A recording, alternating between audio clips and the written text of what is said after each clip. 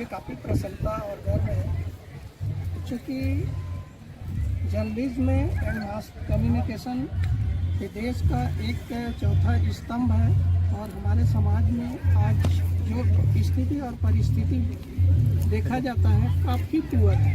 यानी इस क्षेत्र में हमारे लोग नगण्य महसूस करते हैं या हैं। इसलिए मैं आप सभी युवा पीढ़ी को यही चाहूँगा कि हमारा देश का ये चौथा स्तंभ है, इसको बखूबी से आप लोग यदि सशक्तिकरण ला सकते हैं तो काफ़ी बेहतर होगा। और हम लोगों का समाज का जो स्थिति है आज जिस ढंग से यहाँ पे देखने और सुनने को मिलता है, क्योंकि हम बिना पंख उड़ रहे हैं। यहाँ पे लाखों की संख्या में जब हमारे लोग आते हैं और कहीं अखबारों ने इसको कहीं पे भी अपना तजब्बो नहीं देते। इसलिए यदि हम गोंडवाना के माध्यम से या गोंडवाना का जो न्यूज़ है इसको हम लोग शिखर तक पहुँचाएँ तो मैं सोचता हूँ कि काफ़ी अच्छा विकल्प होता और हमारे समाज का भी जो आवाज़ है पूरे दुनिया में गूंजता।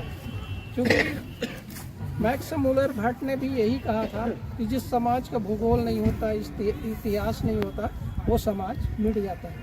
यानी people that can feel no period in the past in its history and literature losses the mainstay of its national characters.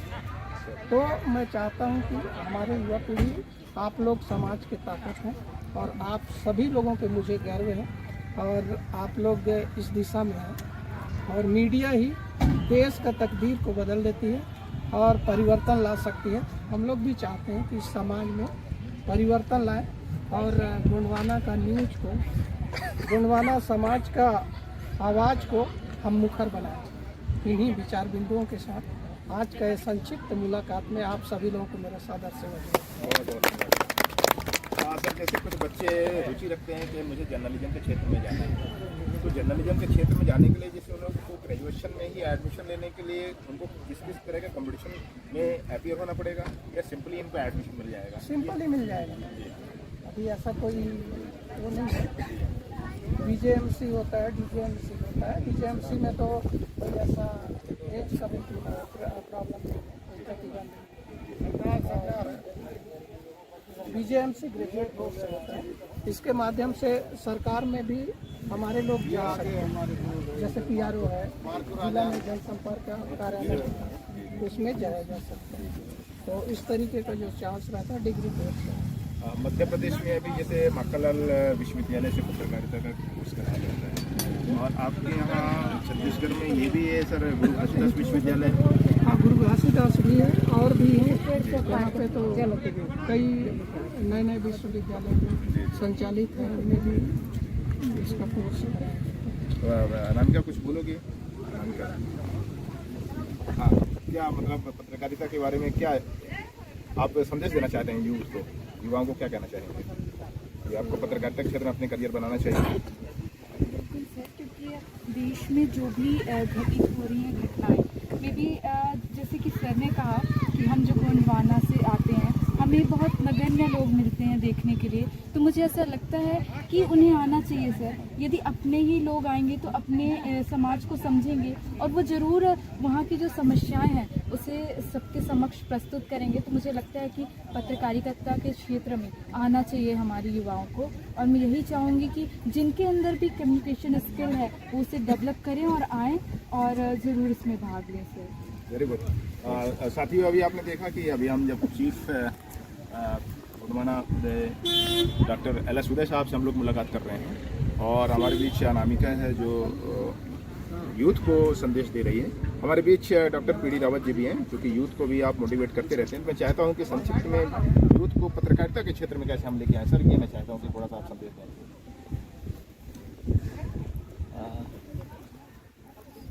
अब इस क्षेत्र में लाने के लिए अब जैसे सर ने बहुत अच्छी हमारी सौभाग्य है कि सर जैसे इस क्षेत्र में काम करें ऑलरेडी पत्रकारिता क्षेत्र में, तो ज़्यादा अच्छा सलाह दे सकते हैं कि किस रूप में आ सकते हैं। लेकिन यूथ को मैं ये कहना चाहूँगा कि चूँकि पत्रकारिता एक चीज़ है, दूसरी चीज़ हमारे अंदर की जो एक समाज के प्रति जो मनोभावना है वो जब आती है तब वो पत्रों में या न्यूज़ में छप के आती है। तो हमारे यूथ को इस क्षेत्र में लाने के लिए ज़्यादा से ज़्यादा जो हमारे सामाजिक कार्यक्रम होते हैं, अगर यूथ उसमें ज़्यादा से ज़्यादा अपनी भागीदारी सुनिश्चित करेगा तो हमारे समाज के अंदर क्या चीज़ें कमी हैं, क्या उसके अंदर खूबियाँ भी, कमी नहीं ही नहीं बल्कि खूबियाँ ज़्यादा है।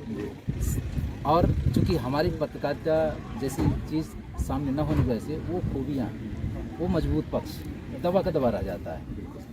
लेकिन उसको अगर उभार करके हम समाज के सामने पत्रकारिता के माध्यम से ले आ पाएंगे तो आने वाले समय में बहुत सारी चीज़ें जो हमारी एक मजबूत पक्ष है वो सामने आ पाएगा। तो जो यूथ में अभी ये लगता है कि हम कुछ कर सकते हैं कि नहीं कर सकते भविष्य में, तो उनके अंदर एक मनोबल और उत्साह जागृत होगा। तो निश्चित रूप से है कि वाकई पत्रकारिता हमारे समाज को एक मजबूत प्रदान करने के लिए आधार स्तंभ होगा। बहुत धन्यवाद, थैंक यू सर। सर यहाँ पे डॉक्टर हरवंश लाल रवि साहब हैं। मैं चाहता हूँ सर मैनेजमेंट के क्षेत्र में, चूँकि MBA के विद्यार्थी आपके पास आते हैं सर, तो आप MBA के क्षेत्र में बच्चों को कैसे मोटिवेट करें कि हम MBA में एडमिशन लें सर? मैं चाहता हूँ कि कुछ संक्षिप्त बात बताएं सर। मैनेजमेंट एक बड़ा विस्तृत विषय है। ऐसा कोई भी काम नहीं है जो मैनेजमेंट के दायरे में ना हो। जीवन का हर काम प्रबंध के क्षेत्र के अंतर्गत आता है। बहुधा अभी पत्रकारिता की बात कर रहे थे हम, यह भी मैनेजमेंट के अंतर्गत ही आता है। हम रोजगार और स्वरोजगार इन दोनों ही बातों को समाहित करके समाज के उन तमाम आर्थिक स्रोतों को अपने आप में आर्थिक तंत्र को मजबूत बनाने में प्रबंधकीय जो तकनीकी हैं उन तकनीकी के माध्यम से हम अपने आप को आर्थिक रूप से सबल बना सकते हैं। बिल्कुल बिल्कुल सर, बिल्कुल। बहुत बहुत धन्यवाद साहब। सर गणेश मरपची साहब हैं, इन्होंने घड़ी को कैसे आपने कहाँ से आइडिया आया कि आपने घड़ी को जो है आपने इस दिशा में कि घड़ी जो है ऐसे काम करता है, थोड़ा सा बताएंगे सर संक्षिप्त में?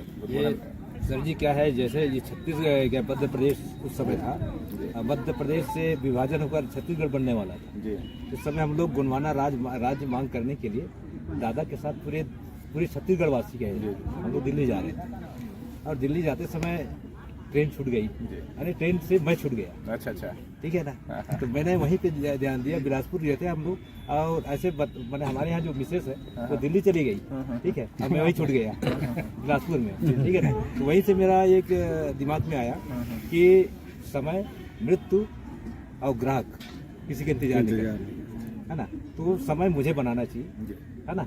अब वहीं से मेरा नया वो आया और फिर मैं वहाँ से जब घर आया तो घर के पास मेरे गांव में एक तान नदी है। अब तान नदी में गया तो वो क्या है, एक पानी से इधर से जो पानी आती है ना, तो ऐसा जो भंवरी होता है जो दाएं से बाएं, उसको सबसे पहले मेरे दिमाग में आया कि ये पानी ऐसा क्यों दाएं से बाएं कैसे घूम रहा है, ठीक है ना। फिर वो देखा, फिर थोड़ा वहाँ से जब ऊपर आया तो वहाँ लोग हल चला रहे थे, किसान लोग, वो भी दाएं से बाएं चल रहे थे ऐसा, ठीक है ना। जब घर में आया तो घर में धान मिसाई चल रहा था, वो लोग भी दाएं से बाएं कर रहे थे, है ना। फिर मैं लता वाले जो नार व्यवहार को देखा तो भी दाएं से बाएं, है ना। इस सब सारे को मैंने देखा है। तो ऐसे मेरे शादी में 7 घड़ी आया था, अच्छा है, और 7 घड़ी आया था, उस घड़ी को गिफ्ट के रूप में आता नहीं है ना, तो 7 घड़ी आया था, तो 4 घड़ी टूट गया। अब 5वां नंबर का घड़ी को मैं बनाया, अब 5वां नंबर की घड़ी को बनाया 29/7/2000, ठीक। उसके बाद उस घड़ी को जब बनाया तो सबसे पहले मैं दादा हीरा सिंह मरकाम जी को भेंट किया, है ना। तो मैं उस समय क्या है, घड़ी का नाम मैं छत्तीसगढ़ बेरा रखा, अच्छा, ठीक है ना, छत्तीसगढ़ बेरा जी, क्योंकि छत्तीसगढ़ मांग उधर हो रहा था तो छत्तीसगढ़ बेरा रख दिया था। तो बोले नहीं इसको गोंडवाना रखो, बोले अरे गोंडवाना बहुत बड़ा हुआ, ऐसा करके जो बताया बहुत बड़ा भूभाग है, तो बताए तो मैं बोला ठीक है, तो मैंने उसका नाम गोंडवाना बेरो रखा। अच्छा, गोंडवाना ब्यूरो के नाम से ही मेरा जो ये क्या बोलते हैं पेटेंट हुआ है government of India trademark Mumbai से, है ना। तो इसमें गोंडवाना ब्यूरो के नाम से, ठीक है ना। तो ये मैंने उसमें वो किया था, और बहुत सारी चीज़ जो है मैंने जो चलन है प्रकृति का, है ना, जो लता वाले है, ये वाला है, जो सारी चीज़ को देखते हुए या धान मिसाई लिपाई सब चीज़ को, वो सारी चीज़ों से आपने जो है उसको लिया और फिर बना दिया। जी, और 4 घड़ी टूट गया था, 5वां 6वां 7वां हुआ। और आपको भी बता दूं, कितनी घड़ी को आपने तैयार किया, कितने घड़ी लगे आपको इसको बनाने में टाइम? मात्र 7 घड़ी के बाद मतलब तैयार हो गया।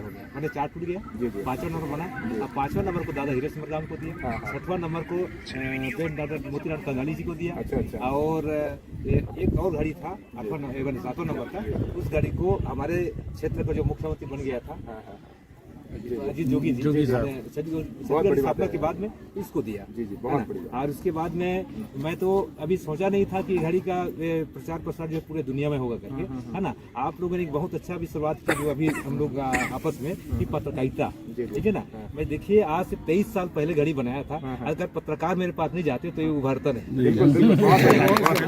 और ये मतलब जब आज तक जो टीवी चैनल है श्वेता सिंह जी वो गए मेरे पास, जी जी, ठीक है ना? सिंह आपके पास गए थे, बिल्कुल। घर गए, हमने देखा था वीडियो, वो देखा गए था। और ये सब के बारे में पूछे, है ना। फिर उसके बाद में छोटा कई पत्रकार लोग आए और आए थे, कई लोग आए थे। तो ये सब सारी चीज वास्तव में पत्रकार की आप लोगों की जो शुरुआत अभी जब शुरुआत बात शुरू हुआ था, और निश्चित वो नहीं रहते तो आज शायद मेरा प्रचार प्रसार या हमारा जो माने नहीं हो पाता। बिल्कुल, हम लोग अपने आप को नहीं रोक पाए कि हमारे पास डॉक्टर एलएस उदय साहब थे, तो हम लोग उनसे बात करने के लिए बिल्कुल, मैं चाहता हूं कि एक बार डॉक्टर एलएस उदय साहब की तरफ आप कैमरा मूव करें।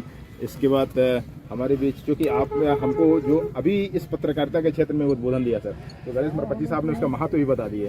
अब डॉक्टर पीडी राव साहब ने उसका महत्व बताया, डॉक्टर हरवंश मरावी साहब ने, हमारे पास चांद सिंह पटावी साहब हैं सर, इन्होंने 56 साल की उम्र में पत्रकारिता में उन्होंने अभी अध्ययन किया है सर। मैं चाहता हूं कि आपको कैसे ये प्रेरणा है कि मुझे करना चाहिए। चांद सिंह पटावी से 56 साल की उम्र में आपने विद्यार्थी बनकर के पढ़ा सर उसको, और आप स्वयं एक हेड ऑफ डिपार्टमेंट है। मैं शिक्षा पेशे से जुड़े होने के नाते और सामाजिक कार्यों में थोड़ा रुचि होने के नाते और उन विचारधाराओं को बढ़ाने के लिए नए तरकीबों को सोचते रहा और ज़्यादातर देखता रहा कि अभी तक हमारे पास जो है संचार का कोई साधन नहीं था हमारी अपनी बात को दूसरे तक पहुंचाने के लिए। तो और हमारे गरीबों की आवाज़ को जो है कैसे हम अधिक से अधिक लोगों तक कैसे संप्रेषित कर सकें, पहुंचा सकें। तो इसमें मैंने देखा, संभाग स्तर में मैंने देखा कि हमारे बीच का कोई भी व्यक्ति जो है पत्रकारिता से जुड़ा हुआ नहीं है, और पत्रकार हमारे पास आके घेर रहते हैं। और हमारे उन दिनों में विधायक जी के साथ भी काम करता था, तो बोले विधायक जी आप क्या करने जा रहे हैं, इसको आप बताइए, अपना माइक लेके पहुंच जाते थे।